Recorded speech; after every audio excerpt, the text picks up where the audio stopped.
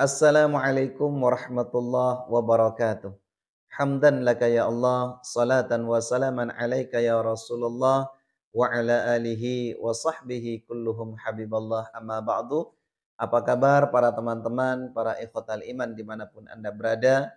Semoga kita semua senantiasa dicintai dan dimuliakan oleh Allah Subhanahu wa taala. Amin. Amin ya mujibas sailin. Seperti biasa, saya tak ketinggalan selalu menyapa dan menyapa bagi para teman-teman YouTube, sahabat-sahabat YouTube, utamanya bagi para pengikut setia channel ini. Saya doakan mudah-mudahan bila mana ada di antara para teman-teman yang saat ini sedang mendapat kesulitan, mendapatkan musibah dan lain sebagainya, mudah-mudahan oleh Allah cepat diberi jalan keluar yang jauh lebih baik daripada sebelumnya. Dan yang terakhir, mudah-mudahan bila mana ada di antara para teman-teman yang belum menginjakkan kakinya kedua tanah suci Mekah dan Madinah, mudah-mudahan di bulan-bulan atau tahun-tahun yang akan datang segera menginjakkan kakinya kedua tanah suci Mekah Madinah, bisa merasakan nikmat dan lezatnya ibadah di Masjidil Haram, di Masjid Nabawi, dan di tempat-tempat mustajabah yang lain. Amin, amin ya mujibas sailin. Seperti biasa para teman-teman, saya masih selalu menjawab pertanyaan-pertanyaan dari beberapa teman-teman YouTube maupun dari subscriber kami yang selalu bertanya di kolom komentar, baik itu melalui Instagram, Twitter, dan lain sebagainya. Nah, pertanyaannya yang sekarang ini Bapak Ibu, ini juga pertanyaan yang bagus ya kan, yang berkaitan dengan sholat dalam keadaan safar ya. Dan karena saya hanya di ruangan seperti ini, mungkin saya hanya sedikit memberikan gambaran saja. Dan insya Allah nanti ketika saya berangkat umroh ataupun berangkat haji, saya akan praktekkan langsung di pesawat. Tunggu aja nanti video-video selanjutnya Bapak Ibu sekalian. Namun saat ini saya akan memberikan sedikit gambaran, ya kan, karena pertanyaannya di sini ini sudah berkaitan berat dengan salat dalam perjalanan. Jadi pertanyaannya ini kurang lebih demikian Bapak Ibu. Pak Ustadz, saya ini bingung, ya kan. Saya mau berangkat ke Madinah, ke kota Mekah ini mau melakukan ibadah umroh Pak Ustadz. Tapi saya bingung, ini belum tahu tata caranya melaksanakan sholat nanti di dalam pesawat itu seperti apa, cara wudhunya seperti apa. Karena yang jelas Pak Ustadz, kalau di dalam pesawat itu toiletnya kan kecil ya kan. Otomatis gak ada air mungkin yang cukup seperti di kamar-kamar kamar-kamar mandi, seperti itu tempat-tempat wudhu yang lain. Jadi mohon sedikit penjelasannya Pak Ustadz. Jadi pertanyaannya ini kurang lebih demikian Bapak Ibu. Bapak Ibu para ikhwah, sebetulnya kalau untuk tata cara melaksanakan sholat, kemudian wudhu dan lain sebagainya itu sebetulnya nggak ada sama sekali nggak ada hal yang menyulitkan kita Bapak Ibu. Nggak ada yang merepotkan jemaah umroh ataupun jemaah haji. Ya, apalagi dalam tuntunan dalam ilmu fikih itu banyak sekali keringanan-keringanan pas waktu safar. Itu yang pertama. Kedua, itu paling tidak setiap rombongan dari Indonesia ini mesti didampingi guide tour yang berpengalaman atau pembimbing-pembimbing yang berpengalaman yang sudah tahu persis di lapangan itu seperti apa, ya kan? Kemudian nanti nyampe di pesawatnya itu seperti apa. Biasanya seperti itu. Jadi kalau saya pribadi ini kalau membimbing jemaah pas masuk waktu sholat gitu kan, misalkan sholat sholat isya di dalam pesawat ini pada tertidur semua. Jadi saya bangunin satu-satu Bapak Ibu. Ini udah terbiasa. Ini tugas guide tour atau mutawif seperti itu. Apalagi nanti sebelum keberangkatan itu akan diinformasikan ya kan, akan diberikan arahan-arahan untuk cara wudhunya seperti apa, kemudian sholat misalkan isya dengan sholat maghrib dengan isya seperti apa, kemudian zuhur dengan asar seperti apa, seperti itu Bapak Ibu. Baik Bapak Ibu para ikhwah, kali ini saya akan langsung memberikan gambaran yang konkret ya kan, gambaran yang gamblang gitu kan. Jadi nanti seumpama Bapak Ibu sudah posisinya misalkan sudah ada di Bandara Soekarno-Hatta, katakanlah di Jakarta ya kan. Ini kan nanti mesti ketahuan Bapak Ibu, mesti ketahuan bahwa ini nanti pesawatnya Garuda akan terbang jam 1 siang 00 kan seperti itu misalkan. Nah ini nanti Bapak Ibu ini kan masih ada kesempatan, ada jeda waktu untuk sholat gitu kan, sholat duhur. Nah sebaiknya untuk asarnya itu nanti ditarik Bapak Ibu. Maksudnya ditarik itu dijamak ke duhur. Itu yang dinamakan jamak takdim, ya kan, di awal waktu seperti itu. Nah, niatnya ini seperti apa Pak Ustadz misalkan? Jadi nanti Bapak Ibu mesti ada pembimbingnya itu yang akan memberikan arahan, yang akan apa ya, selalu dan selalu kalau saya pribadi loh ya, selalu dan selalu mengecek kemudian langsung memberikan tata caranya seperti apa di bandara. Paling tidak ini sedikit gambaran nanti Bapak Ibu kalau untuk sholat duhur dengan asar ya kan, duhur dengan asar itu kalau di jamak takdim ini ada dua versi ya, ada dua apa ya, ada dua niat. Ini tapi maknanya sama kok ya. Seumpama Bapak Ibu tidak bisa pakai bahasa Arab karena ribet, terlalu riweh gitu kan, pakai bahasa yang dimengerti aja. Misalkan bahasa bahasa Indonesia atau bahasa daerah masing-masing ya kan. Nah, saya contohkan misalkan niat untuk sholat duhur dengan asar pakai bahasa Arab. Yang niatnya ini kurang lebih demikian Bapak Ibu. Usolli fardhu dhuhri rakaataini. Ini kalau dikosor loh ya. Usolli fardhu dhuhri rakaataini jam'an wa qasran. Takdiman ma'al asri adaan lillahi ta'ala. Ini versi yang pertama. Dan ada lagi versi yang kedua, Bapak Ibu. Usolli fardhu dhuhri rakaataini jamak takdim. Mohon diperhatikan jamak takdim. Kalau tadi jam'an wa qasron, ya kan? Jam'an wa qasron, tapi ini jamak takdim ma'al asri qasron rakaataini lillahi ta'ala. Seperti itu.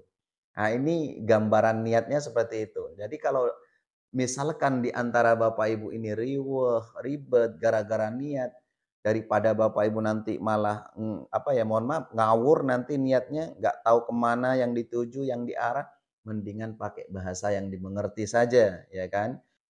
Jadi sebetulnya dalam Islam itu apa ya, dipermudah, kita itu dipermudah Bapak Ibu. Jadi kalau begini misalkan harus begini, kalau begitu harus begitu, enggak seperti itu. Semua mesti ada jalan keluarnya. Ada pendapat yang memperbolehkan, ada pendapat apa, ada ulama yang tidak memperbolehkan. Itu hal yang wajar ya kan? Seperti itu. Cuman kita jangan memperbesar perbedaan, cari titik persamaan mana yang diperbolehkan ya kan seperti itu. Baik. Itu sampai sampai di sini saya rasa paham ya. Jadi kalau untuk misalkan Bapak Ibu mau terbang jam 1 siang, ya kan, jam 1 siang posisinya di bandara, sebaiknya Bapak Ibu itu sholat di bandara, sholat duhur 2 rakaat dulu, ya kan. Seperti yang sudah saya sampaikan tadi, sholat duhur 2 rakaat di jamak takdim dengan asar. Kemudian setelah itu sholat lagi 2 rakaat. Kalau bisa iqamah, Allahu Akbar, asyhadu an la ilaha illallah, asyhadu anna Muhammadar Rasulullah dan seterusnya. Kemudian niat lagi sholat asar. Ya, sholat asarnya 2 rakaat itu dikosor. Nah, ini kan menurut saya sudah dipermudah ya kan. Nah, seumpama ada pertanyaan nih, seumpama ada pertanyaan dari teman-teman, Pak Ustadz, apa boleh seumpama sholat duhurnya itu enggak dikosor, ya kan? Jadi 4 rakaat, kemudian sholat asarnya 4 rakaat. Apa boleh? Boleh-boleh saja dan sah hukumnya Bapak Ibu. Ya sah. Ya terserah panjenengan, terserah Bapak Ibu mau mau dikosor monggo, enggak dikosor juga boleh seperti itu.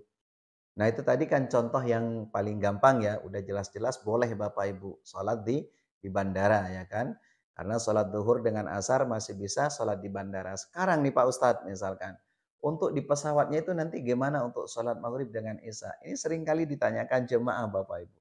Baik, sekarang begini, kalau seumpama nanti Bapak Ibu naik pesawatnya Garuda, ini menurut saya Garuda memang luar biasa ya. Kalau pas masuk waktu maghrib, kita ada di apa, di atas pesawat ya kan, kita itu nanti mesti ada aba-aba. Ada aba-aba dari awak kabin atau pesawat seperti itu Bapak Ibu, nanti akan muncul juga di layar bahwa ini sudah masuk waktu salat maghrib, seperti itu. Nah, baik, sekarang ini gimana Ustadz? Sedangkan saya sudah batal wudhu. Lalu bagaimana dengan cara wudhunya Pak Ustadz misalkan? Gampang, Bapak Ibu tidak perlu mikirin hal-hal yang seperti itu. Semua mesti ada rukhsah, mesti ada keringanan.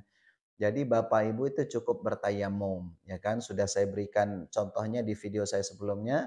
Tayamum itu tidak harus membawa debu ke dalam pesawat. Jadi setiap di dinding-dinding pesawat, di kursi pesawat itu mesti ada debu. nawaitu tayammum li istibahati fardhus shalah lillahi ta'ala. Nah, cukup begini para teman-teman ya. Nah, seperti ini nih. Ini ada beberapa beberapa varian loh ya, jangan salah paham ya. Ada yang begini, nah gini, ya kan. Ada yang begini loh, begini aja, cukup usap-usap. Itu tergantung tergantung bagaimana para teman-teman atau Bapak Ibu, cara tayamumnya. Intinya seluruh muka ya kan, intinya seluruh muka nih harus rata ya kan. Mau digosok-gosok seperti ini boleh, mau dari atas ke sini boleh, mau begini boleh. Intinya famsahu biwujuhikum ya. Apa ya, masah maksudnya diusap begitu kan, bukan ghasil loh. Kalau ghasil itu kan dibasuh ya kan, tapi ini diusap. Nah, kalau ini udah selesai ya kan, kemudian tangannya. Tangannya itu seperti apa sih Pak Ustadz? Yang mana dulu nih yang mau diusap misalkan? Ini saya kayaknya agak ribet. Ya jelas yang kanan loh para teman-teman ya Bapak Ibu, yang kanan. Jadi posisinya begini nih, kalau udah ini kan udah nih, satu kali tepukan udah. Nah tepuk lagi. Ya ke kursi atau ke apa gitu kan. Ini gini, tangan kanan ini harus posisinya di gini nih, di sebelah apa, di atas tangan kiri. Jadi begini aja sampai siku, ya kan, sampai siku. Kemudian setelah itu yang kiri sampai siku.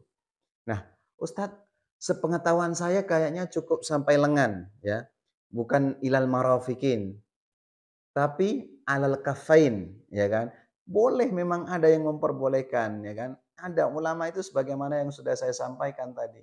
Ada keringanan-keringanan khusus.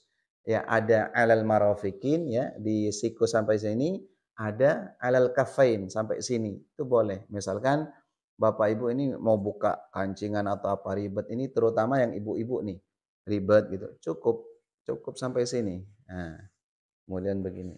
Itu sudah sah. Sah tayamumnya kemudian sholat. Sholat dalam kondisi kondisi duduk seperti ini. Saya praktekkan kalau rukunya cukup sedikit aja kita kita nunduk dan kemudian bangun lagi. Kemudian kalau untuk sujudnya itu lebih bawah, lebih rendah lagi ya daripada yang awal seperti itu para teman-teman. Nah, itu. Jadi itu keringanannya di situ. Jadi seperti itu. Saya rasa paham ya sampai di sini para teman-teman. Jadi menurut saya mudah dan gampang. Nggak usah mikirin apa ya istilahnya, nggak usah Bapak Ibu mikirin bagaimana nanti sholat di pesawat, kemudian wudhunya seperti apa. Yakinlah Bapak Ibu, setiap kali keberangkatan biasanya setiap travel itu selalu didampingi oleh guide-guide tour atau mutawif yang sangat berpengalaman. Jadi nanti Bapak Ibu itu nggak usah segan-segan ya. Gak usah sungkan-sungkan, nanya aja langsung, "Pak Ustadz gimana sih caranya berwudu ini nggak tahu, tayamum nggak tahu." Nggak usah malu-malu, ya. Karena kita ini apa ya, kalau udah nyampe ke dua tanah suci Mekah Madinah itu, apapun keluhan kita ya kan, misalkan kita itu memang betul-betul nggak tahu ilmunya, kita ngomong langsung bagaimana supaya kita itu dibimbing. Makanya diadakan tim pembimbing para teman-teman. Mungkin ini yang saya maksud Bapak Ibu sekalian dari pertanyaan yang sudah disampaikan di awal. Pokoknya nanti seandainya Bapak Ibu agak kesulitan untuk niat sholatnya, tidak usah pakai bahasa Arab, pakai bahasa yang difahami, tidak masalah. Oke, ini saja mungkin Bapak Ibu sekalian yang dapat kami sampaikan. Mudah-mudahan yang bertanya di kolom komentar merasa puas, sudah dijawab ya kan. Dan yang lain insya Allah nunggu giliran aja nanti ya. Akan saya jawab sesuai dengan kadar pengetahuan saya, pengalaman saya pribadi seperti itu. Ini saja yang dapat kami sampaikan, kurang lebihnya mohon maaf. Yang sebesar-besarnya ihdinas siratal mustaqim wal afa minkum. Assalamualaikum warahmatullahi wabarakatuh.